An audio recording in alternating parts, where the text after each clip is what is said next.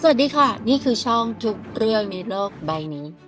วันนี้เราจะมาพูดถึงเกี่ยวกับเครื่องบินขับไล่ที่ท่านผู้ฟังขอมามากที่สุดนั่นก็คือเครื่องบินขับไล่ F-16 ซึ่งเป็นหนึ่งในเครื่องบินขับไล่ที่ขายดีที่สุดโดยได้รับการอนุมัติให้ผลิตในปี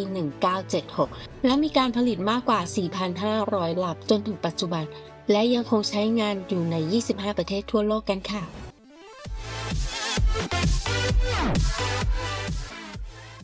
ก่อนที่เครื่องบินขับไล่ F-16 จะปรากฏตัวกองทัพอากาศและกองทัพเรือสหรัฐมีมุมมองที่มองโลกในแง่ดีว่าอาวุธที่ทันสมัยจะสามารถเอาชนะในสนามรบได้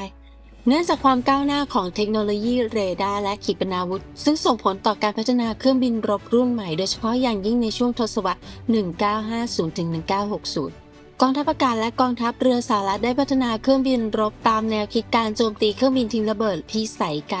และเครื่องบินมิกซ์ของสหภาพโซเวียตจากระยะไกลโดยใช้เฉพาะขีปนาวุธบนเครื่องบินรบที่ทันสมัยที่สุดซึ่งติดตั้งเรดาร์เครื่องบินรบที่เกิดจากแนวคิดนี้คือเครื่องบินขับไล่ขนาดใหญ่และมีราคาแพงเช่น F111 และ F4 Phantom ซึ่งไม่ได้ติดตั้งปืนกล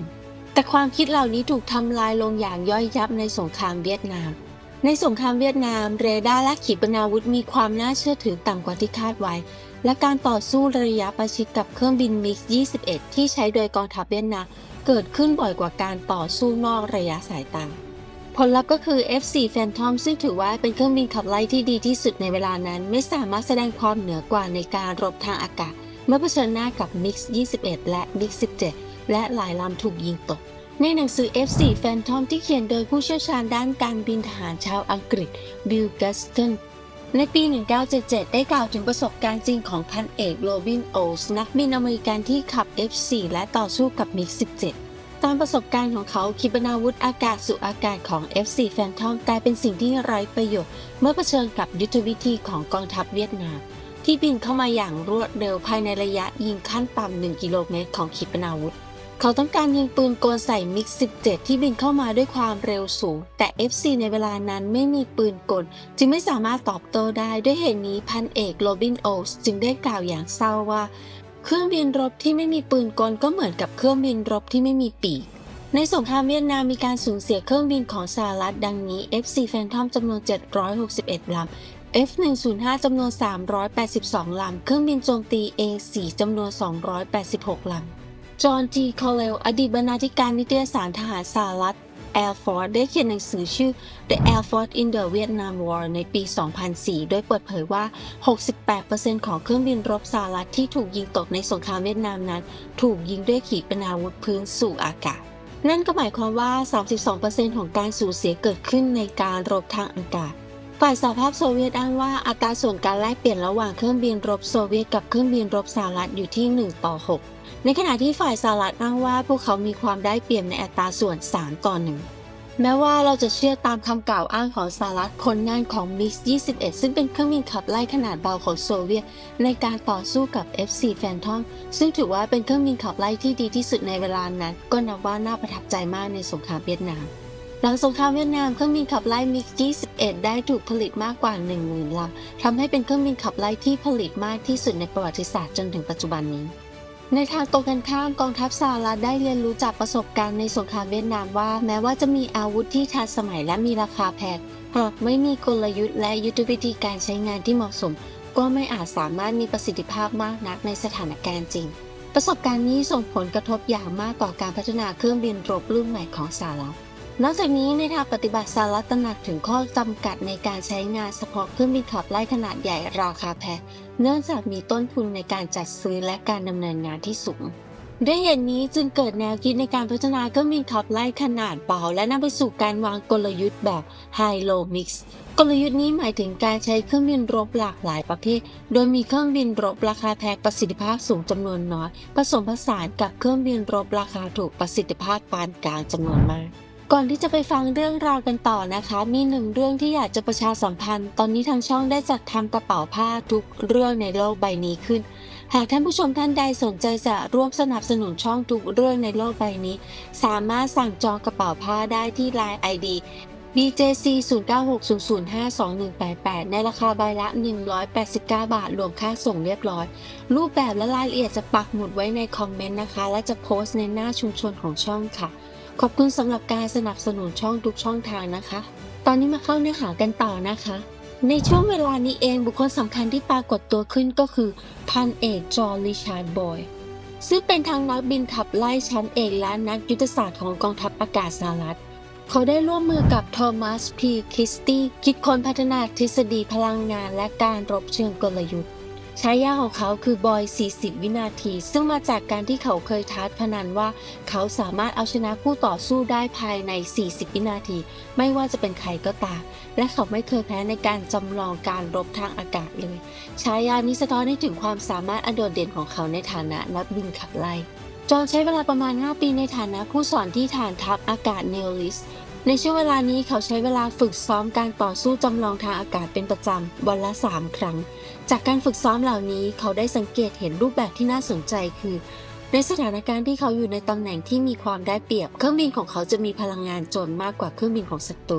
ในทางตรงกันข้ามเมื่อเขาอยู่ในตำแหน่งเสียเปรียบพลังงานโจรของเขาจะน้อยกว่าของศัตรูเขาเริ่มสังเกตอีกแง่มุมของพลังงานในการต่อสู้ทางอากาศเขาพบว่าการเคลื่อนที่ของเครื่องบินส่งผลต่อพลังงานของเครื่องบินอยู่เสมอ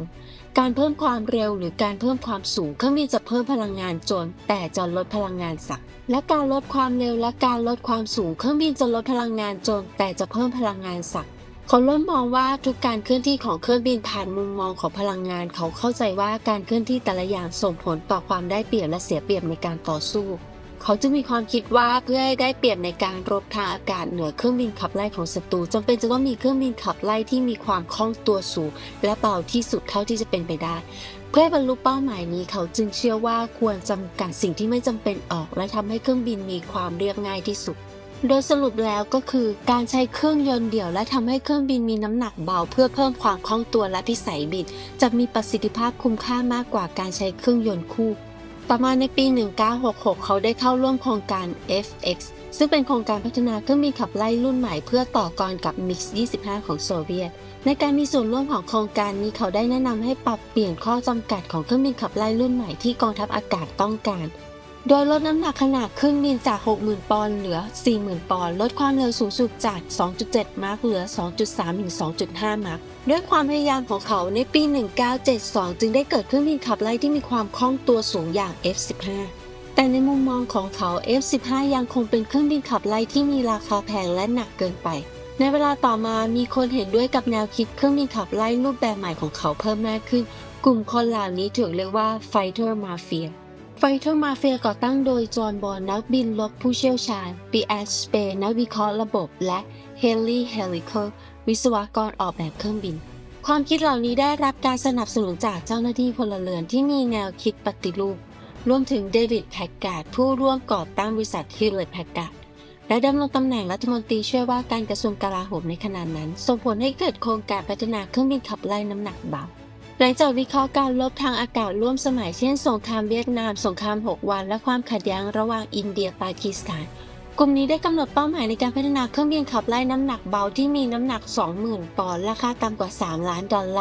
สามารถทำความเร็วระหว่าง 0.6 ถึง 1.6 มาที่ระดับความสูง 30,000 ถึง 40,000 ฟุตและมีอัตราการเลี้ยวและความสามารถในการเร่งความเร็วที่ยอดเยี่ยม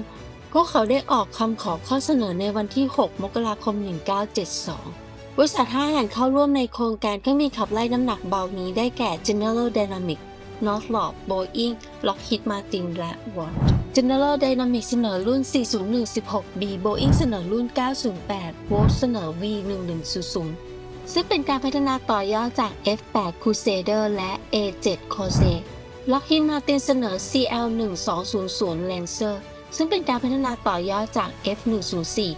และ Northrop เสนอ P600 ซึ่งเป็นเครื่องบินเครื่องยนต์คู่เพียงรุ่นเดียวที่แตกต่างจากข้อเสนออื่นๆการประเมินข้อเสนอเกิดขึ้นในเดือนมีนาคม 1972 จาก 5 แบบที่เสนอมาโมเดล 908 ของ Boeing ได้รับคะแนนสูงสุดตามมาด้วยโมเดล 4016B ของ General Dynamics และ P600 ของ Northrop โดยมีคะแนนต่างกันไม่มากนักส่วนโมเดล V1100 ของ Watt และ CL-1200 ของ Lockheed Martin ไม่สามารถตอบสนองข้อกำหนดในคำขอข้อเสนอได้จึงถูกคัดออกจากรายชื่อผู้เข้ารอบในการประเมินขั้นสุดท้ายมีเพียง General Dynamics และ Northrop เท่านั้นที่ได้รับการคัดเลือกโดย General Dynamics ได้รับชื่อรหัสเป็น YF-16 ส่วน Northrop ได้รับรหัสเป็น YF-17 ทั้งสองบริษัทได้สร้างเครื่องบินต้นแบบจำนวน2ลำและเริ่มการแข่งขันเครื่องบินต้นแบบ YF-16 ได้ทำการบินทดสอบทั้งหมด330เที่ยวบินรวมเวลาบินทั้งหมด417ชั่วโมงในขณะที่ YF-17 ทำการบินทดสอบ268เที่ยวบินรวมระยะเวลาการบินทดสอบ324ชั่วโมงในระหว่างการประเมินผลได้มีการทดสอบการต่อสู้จำลองทางอากาศกับเครื่องบินหลายรุ่นตั้งแต่ A-37B Dragonfly ไปจนถึง F-106 Delta Dart F-4 Phantom II และเครื่องบินของโซเวียตอย่าง MiG-17 และ MiG-21 YF-16 แสดงให้เห็นถึงประสิทธิภาพที่เหนือกว่า F-4E อย่างชัดเจนในการต่อสู้จำลองทางอากาศในการทดสอบขั้นสุดท้าย YF-16 ได้รับการประเมินว่าเหนือกว่า YF-17 ในทุกด้านทั้งการควบคุมทิศทางการเคลื่อนไหวที่อย่างรวดเร็วการเลี้ยวและคุณภาพในการควบคุมส่งผลให้ YF-16 ได้รับเลือกเป็นเครื่องบินขับไล่น้ำหนักเบารุ่นต่อไปและได้รับชื่อทางการว่า F-16 และ YF-17 ที่แพ้การแข่งขันได้รับการนำไปใช้โดยกองทัพเรือสหรัฐและถูกพัฒนาต่อจนกลายเป็น FA-18จุดเด่นที่สำคัญที่สุดของ F-16 คือการเป็นเครื่องบินขับไล่แบบแรกที่นำแนวคิด RSS มาใช้ซึ่งเป็นการออกแบบเครื่องบินให้มีความไม่เสถียรโดยเจตนาเพื่อเพิ่มความคล่องตัวในการบินการออกแบบ RSS หมายถึงการออกแบบเครื่องบินให้มีความไม่เสถียรเล็กน้อยโดยปกติแล้วเครื่องบินจะถูกออกแบบมาให้มีความเสถียรเพื่อรักษาสมดุลและควบคุมได้ง่ายแต่ RSS กลับละเลยหลักการนี้และออกแบบเครื่องบินให้มีความไวต่อการตอบสนองมากขึ้นจุดเริ่มต้นของ RSS สามารถย้อนกลับไปในช่วงทศวรรษ 1930 โดยโรเบิร์ต ลัสเซอร์ วิศวกรการบินชาวเยอรมันเขาเริ่มต้นการวิจัย RSS โดยเขาสังเกตเห็นว่าเครื่องบินที่มีความเสถียรสูงมักควบคุมยากและขาดความคล่องตัวดังนั้นเขาจึงตั้งสมมติฐานว่าการลดความเสถียรของเครื่องบินอาจเพิ่มความคล่องตัวและประสิทธิภาพในการบินและเขาได้ตั้งชื่อแนวคิดนี้ว่า Relax Stability เพื่อควบคุมความไม่มั่นคงนี้ F-16 จึงได้นำระบบควบคุมการบินแบบ Digital Fly-by-Wire มาใช้เป็นครั้งแรกโดยใช้ระบบควบคุมการบิน FLCSนอกจากนี้เพื่อป้องกันความล้มเหลวของระบบ Fly-by-Wire จึงมีระบบสำรอง 4 ชั้นในขณะที่ FLCC มีระบบสำรอง 3 ชั้นนอกจากนี้ F-16 ยังมีลักษณะเด่นอื่นๆเช่นใช้หลังคาแบบโดมใสที่ขจัดกรอบที่บดบังทัศนวิสัยของนักบินใช้ปีกแบบครอบเดลต้าวิงและรูปทรงแบบ Blend Wing Body เพื่อรวมข้อดีของปีกลู่และเดลต้าวิงซึ่งเหมาะสำหรับการบินด้วยความเร็วเหนือเสียงมีสเตรกเชื่อมต่อปีกกับตัวเครื่องเพื่อเพิ่มแรงยกที่ส่วนหน้าของเครื่องเสริมประสิทธิภาพการควบคุมที่มุมโจมตีสูงและรักษาเสถียรภาพการบิน F-16 ที่พัฒนาขึ้นมานี้เป็นเครื่องบินขับไล่ลำแรกของกองทัพอากาศสหรัฐที่สามารถตามแรง G หรือแรงโน้มถ่วงขณะบินได้ถึง 9G เพื่อลดแรง G ที่กระทำต่อนักบินที่นั่งถูกออกแบบให้เอนหลังทำมุม30องศานอกจากนี้โครงสร้างของเครื่องบินมีอายุการใช้งาน 8,000 ชั่วโมงและสามารถทำการบินที่ 9G ได้แม้จะบรรทุกน้ำมันเชื้อเพลิงภายในเต็มถัง 100% คุณสมบัติเหล่านี้เหนือกว่าข้อกำหนดเดิมของกองทัพอากาศสหรัฐเป็นอย่างมากซึ่งต้องการให้โครงสร้างของเครื่องบินมีอายุการใช้งาน 4,000 ชั่วโมงและสามารถทำการบินที่ 7.33G ได้เมื่อบรรทุกน้ำมันเชื้อเพลิงภายใน 80%ในเครื่องบินรบทั่วไปแท่นควบคุมจะอยู่ตรงกลางของคอนโทรลแต่ใน F-16 แท่นควบคุมจะอยู่ด้านขวาของนักบินการออกแบบนี้มีข้อดีหลายประการซึ่งช่วยทำให้นักบินสามารถควบคุมเครื่องบินได้โดยไม่ลำบากแม้ในขณะทำการบินที่แรง G สูงนอกจากนี้เพื่อลดการเคลื่อนไหวของนักบินให้น้อยที่สุด F-16 ได้นำระบบควบคุม HOTAS มาใช้ระบบควบคุมแบบ HOTAS ของ F-16 นี้ได้กลายเป็นมาตรฐานสำหรับเครื่องบินขับไล่สมัยใหม่ที่ออกมาในภายหลังประเทศแรกที่นำเครื่องบินขับไล่ F-16 ไปใช้ในการรบจริงคืออิสราเอลเมื่อวันที่ 28 เมษายน 1981 กองทัพอิสราเอลได้สร้างสถิติการยิงอากาศยานตกครั้งแรกของ F-16 โดยใช้ปืนกลขนาด 20 มม. ยิงเฮลิคอปเตอร์ Mi-8 ฮิปของซีเรียตก 2 ลำ และต่อมาในวันที่ 14 กรกฎาคม 1981 F-16 ของกองทัพอิสราเอลได้ยิงมิก 21 ของซีเรียตกซึ่งถือเป็นชัยชนะครั้งแรกในการต่อสู้ทางอากาศระหว่างเครื่องบินขับไล่ด้วยกันนอกจากนี้กองทัพอิสราเอลยังใช้ F-16 ในภารกิจโจมตีสำเร็จเป็นครั้งแรกโดยในวันที่ 7 มิถุนายน 1981 กองทัพอิสราเอลได้ดำเนินปฏิบัติการโอเปราโดยโจมตีโรงไฟฟ้านิวเคลียร์โอซิลักของอิรักในการปฏิบัติการนี้ F-16 จำนวน 8 ลำภายใต้การคุมกันของ F-15 จำนวน 6 ลำได้ทิ้งระเบิดอเนกประสงค์ MK-84 จำนวน 2,000 ปอนด์ถล่มสถานที่ตั้งโรงไฟฟ้านิวเคลียร์ของอิรักและในเดือนมิถุนายน 1982 เมื่อเริ่มสงครามเลบานอนครั้งที่ 1 F-16 ถูกนำมาใช้ในการทำลายฐานขีปนาวุธต่อต้านอากาศยานที่ซีเรียติดตั้งในหุบเขาเบกาในระหว่างการปฏิบัติการนี้เครื่องบินขับไล่ F-16 ของกองทัพอากาศอิสราเอลสามารถยิงมิก 21 และมิก 23 ตกได้ถึง 44 ลำโดยไม่สูญเสียเครื่องบินแม้แต่ลำเดียวการที่อิสราเอลใช้ F-16 ในการรบจริงนี้ได้พิสูจน์ประสิทธิภาพของ F-16 ในฐานะเครื่องบินขับไล่อเนกประสงค์ที่สามารถปฏิบัติภารกิจทั้งการต่อสู้ทางอากาศและการโจมตีภาคพื้นดินได้อย่างมีประสิทธิภาพอิสราเอลมีความพึงพอใจอย่างมากกับประสิทธิภาพของ F-16 ผ่านการรบในสงครามต่างๆเหล่านี้นอกจากนี้อิสราเอลยังได้นำเข้า F-16 เพิ่มเติมอีก 5 ครั้งโดยปัจจุบันได้จัดซื้อ F-16 รวมทั้งสิ้น 362 ลำทำให้อิสราเอลเป็นประเทศที่มีจำนวน F-16 มากเป็นอันดับ 2 รองจากสหรัฐอเมริกาเครื่องบินขับไล่ F-16 ได้รับการพัฒนาตั้งแต่ปี 1978 และผ่านการปรับปรุงมาอย่างต่อเนื่องมาจนถึงปัจจุบันทำให้มีรุ่นต่างๆอยู่มากมายปัจจุบันเครื่องบินขับไล่ F-16 มีการแบ่งรุ่นหลักๆเป็น F-16AB F-16CD F-16EF F-16 Viper F-16 70/72อย่างไรก็ตามในแต่ละรุ่นก็ยังมีการปรับปรุงประสิทธิภาพทำให้มีการแบ่งย่อยออกเป็นหลายบล็อกด้วยกันเราจะมาดูลักษณะเด่นๆของรุ่นหลักๆกันอย่างคร่าวๆนะคะเริ่มต้นด้วย F-16AB รุ่นแรกๆคือบล็อก1 5 15และ20แต่ในบล็อก10เนื่องจากในช่วงปลายทศวรรษ 1970 สหภาพโซเวียตลดการส่งออกไทเทเนียมทำให้เกิดภาวะขาดแคลนไทเทเนียมทั่วโลกจึงมีการเพิ่มการใช้อลูมิเนียมแทนไทเทเนียมในส่วนต่างๆของเครื่อง F-16 การปรับปรุงครั้งสำคัญเริ่มตั้งแต่บล็อก 15 โดยมีการปรับเปลี่ยนดังนี้เพิ่มจุดติดตั้งอาวุธ 2 จุดใต้ช่องรับอากาศทั้งสองข้างติดตั้งเรดาร์ AN/APG-66V2 รองรับระบบ TWS ติดตามและล็อกเป้าหมายได้พร้อมกันทำให้มีประสิทธิภาพดีขึ้น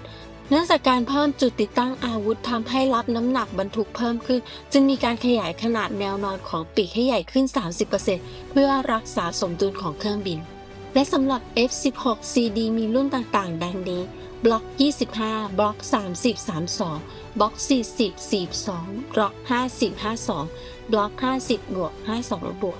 F-16CD บล็อก 25 นำเสนอการพัฒนาที่สำคัญหลายประการเมื่อเทียบกับรุ่นก่อนมีเรดาร์ติดตั้ง AN/APG-68 พัฒนาโดย Northrop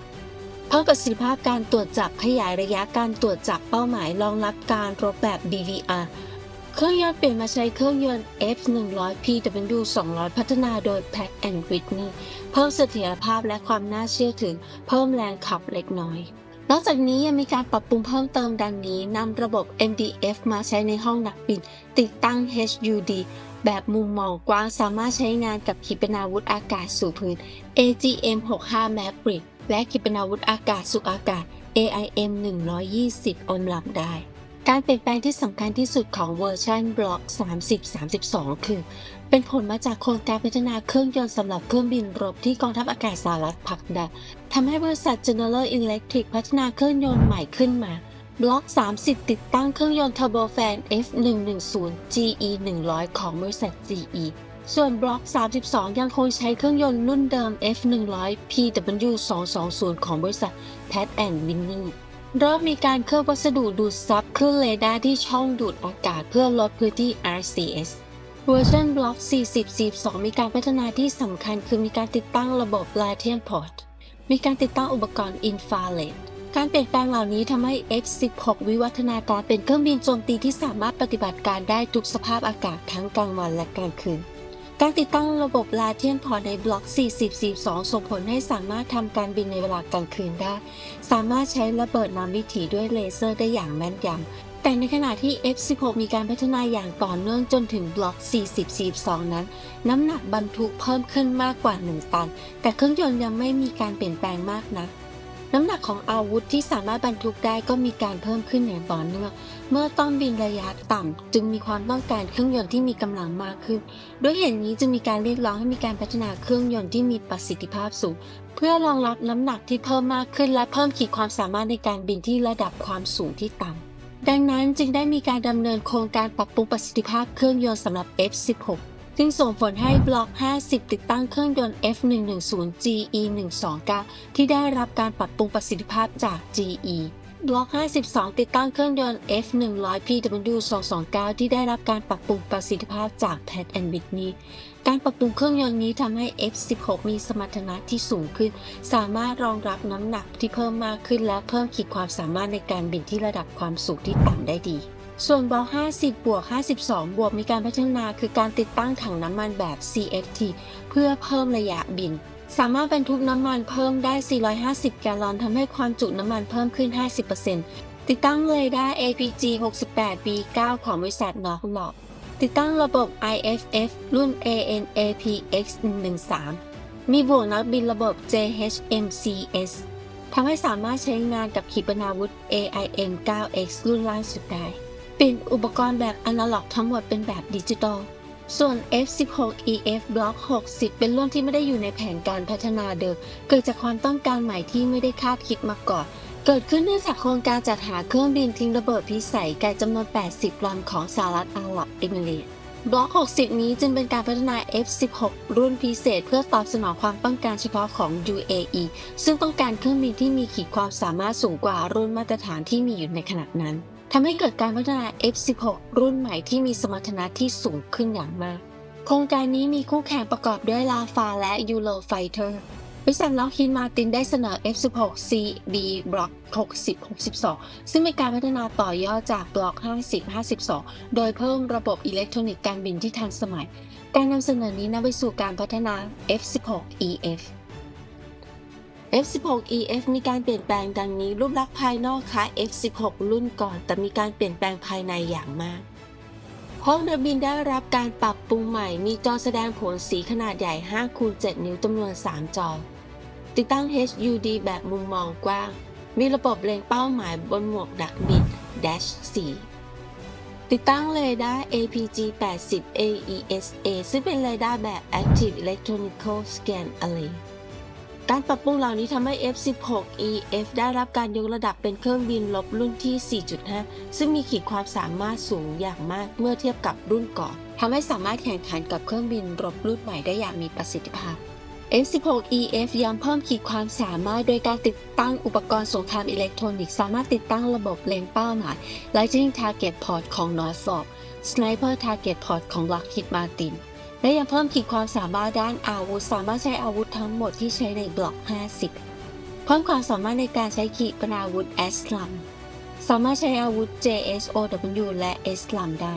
ติดตั้งเครื่องยนต์ F110 GE132 ของ GE ให้แรงขับสูงสุด 32,500 ปอนด์เมื่อใช้ระบบ Afterburner ได้รับชื่อเรียกว่า Desert Falcon เนื่องจากถูกพัฒนาขึ้นสำหรับประเทศในตะวันออกกลางการปรับปรุงเหล่านี้ทำให้ F16EF มีขีดความสามารถสูงขึ้นอย่างมากทั้งในด้านการต่อสู้ทางอากาศและการโจมตีภาคพื้นรวมถึงมีความสามารถในการปฏิบัติการในสภาพแวดล้อมของตะวันออกกลางได้อย่างมีประสิทธิภาพอย่างไรก็ตามในโครงการจัดหาเครื่องบินรบรุ่นใหม่ของกองทัพอากาศบราซิลบริษัทล็อกฮีดมาร์ตินได้เสนอ F16BR Super Viper เป็นการพัฒนาต่อยอดจาก F16EF Block 60มีการปรับปรุงให้เป็นบล็อก 62 บวก ผลการแข่งขัน F16BR พ่ายแพ้ต่อยา 39 Gripen E แม้ว่า F16 จะได้รับการพัฒนาอย่างต่อเนื่องและมีประสิทธิภาพสูง แต่ในการแข่งขันครั้งนี้ก็ไม่สามารถเอาชนะ Gripen E ได้